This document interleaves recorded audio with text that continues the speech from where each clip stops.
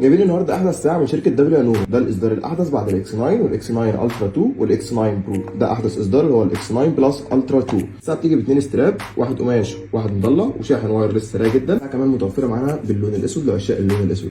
فريم الساعه بيجي بكواليتي عاليه جدا من المعدن، فيها 4 مسامير ولوك ستراب. الساعه مقاس 49 وحجم شاشه 2.12 انش. الساعه طبعا الاصليه بتفتح بلوجو دبليو انوفو وتبقى مطمن انها الاصليه. سوفت وير الساعه سلس وسريع جدا، هو احدث واعلى اصدار من انفيتو الاكس 9. اضاءه الشاشه والالوان عاليه جدا.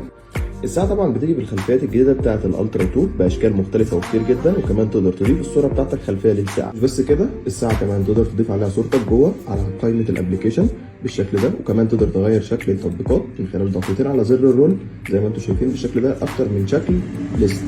وكمان تقدر تغير الخلفيه بتاعت التطبيقات، في اكتر من خلفيه موجوده جايه مع الساعه. طبعا من ضمن الحاجات المميزه في الساعه ان هي فيها مساحه داخليه تقدر تضيف عليها ميوزك زي ما انت حابب، وبيجي عليها اصلا ميوزك بالشكل ده. كمان صوت السبيكر عالي جدا، تقدر تعلي وتتحكم في الصوت من خلال فقره الرول.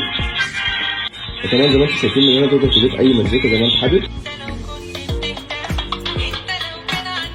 تاني ميزه موجوده معانا في الساعه دي انك تقدر تعمل عليها فويس نوت او ريكورد زي ما انت شايف بالشكل ده، بتسجل عليها في المساحه الداخليه. نقدر كمان نسمع للفويس اللي احنا سجلناه معانا دلوقتي.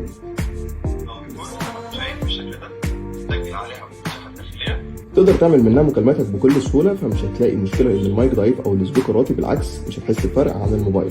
فيها لوحه الاتصال عشان تقدر تعمل اي مكالمات انت عاوزها، وفيها كمان الاسامي تقدر تضيف عليها اكبر عدد من الاسامي زي ما انت عاوز، حوالي 200 اسم. فيها كمان سجل المكالمات. اجمل واهم ميزه في الساعه دي هو برنامج قبلتي، فيها تذكير بمواعيد الصلاه. الساعه بتجيب لك كمان مواعيد الصلاه بتاعتك، بتعمل صوت اذان عند كل ميعاد صلاه. وفيها كمان برنامج السبحه عشان التسبيح. فيها كمان القبله.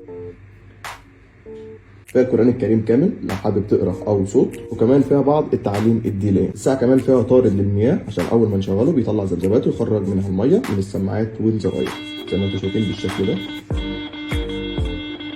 الساعه كمان بتيجي ب3 العاب جيمز، تمام، وفيها كمان الشات جي بي تي. الساعه كمان تقدر تعمل كاستمايز للزرار ده وللزرار ده من خلال الاعدادات من جوه. بندخل على حاجه اسمها تعريف الزر، ندخل جوه كده الضغطه والضغطتين انت بتعمل لهم كاستمايز زي ما انت عاوز.